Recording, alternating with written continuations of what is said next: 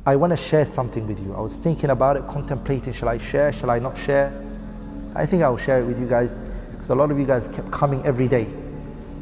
I had a dream the other day after looking at the hadiths and Bulugh al-Maram, preparing it that night. I slept whilst on my sofa, whilst reading. I slept on the side and it was a long sleep. Normally I end up getting up quicker than other times, but I slept. And in my dream what I saw was me telling my children to get ready. I was telling them, get up, prepare yourselves, we're going. And so my children said, Dad, where are we going? I said, we're going to meet the Messenger sallallahu alaihi wasallam. Get up, everybody prepare yourself.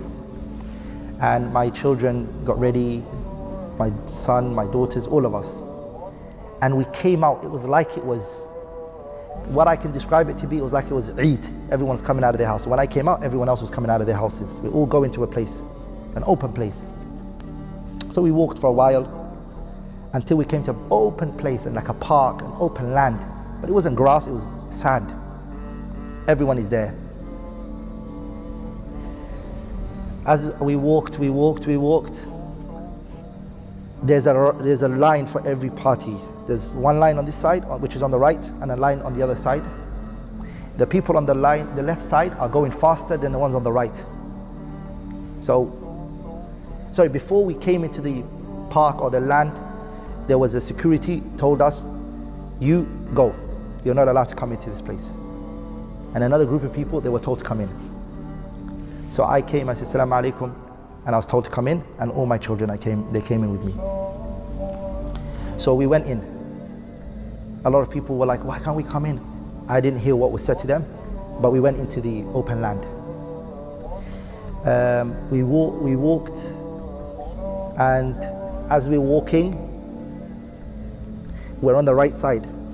I have my children right around me, and I see an old man, not very old, but senior in age, but not old as in the sense he can't walk or anything, but he has a walking stick.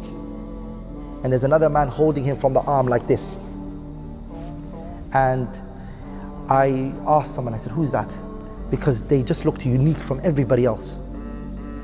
And I was told the one who has the walking stick is Jabir ibn Abdullah. And we all know Jabir became blind in his older age.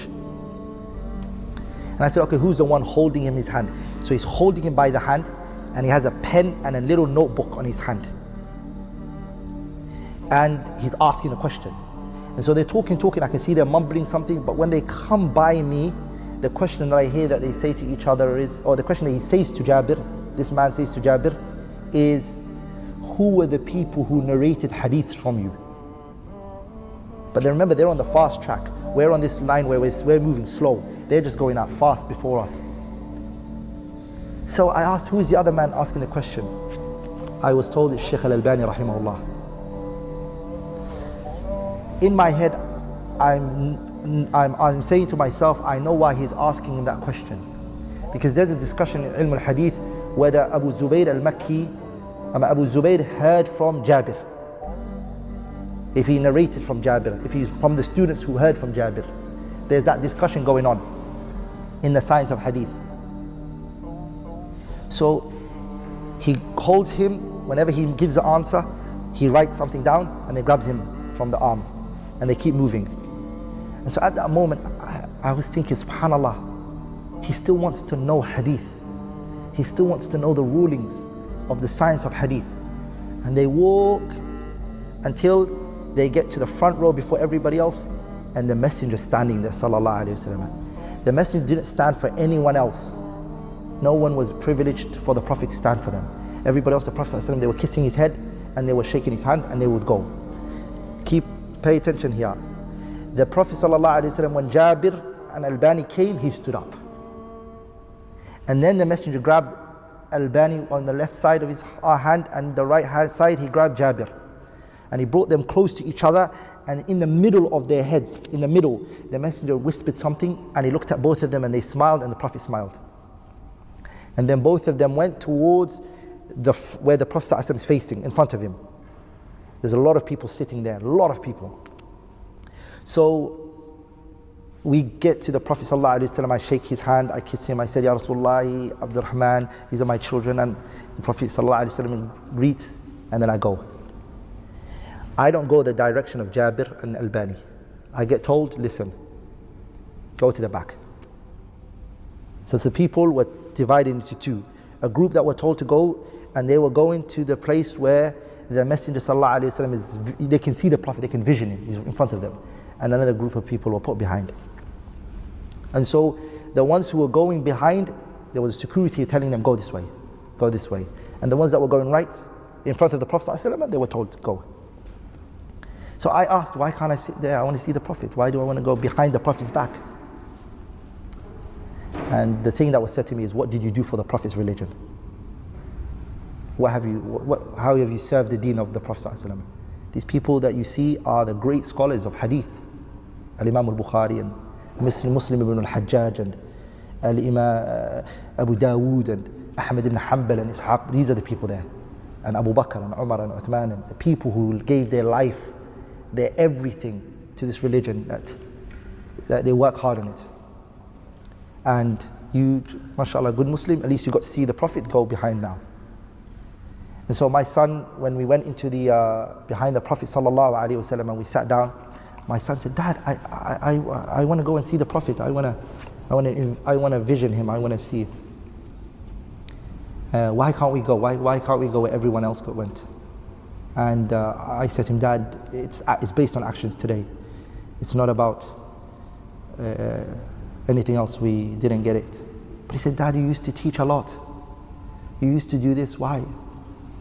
And I said, I never served the religion like Sheikh Albani and Al-Imam al-Bukhari. And no way.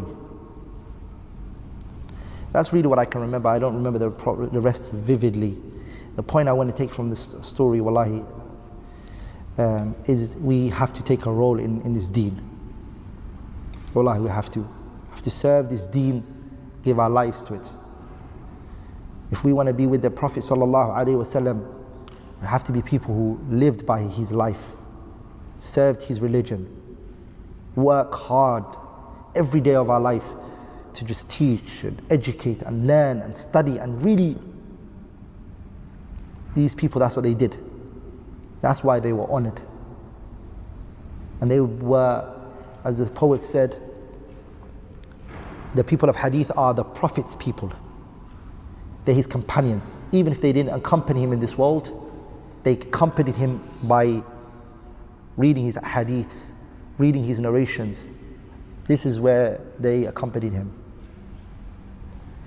That dream really affected me. I thought about it a lot and a lot and a lot, and I said, subhanallah, we haven't really done anything for this religion.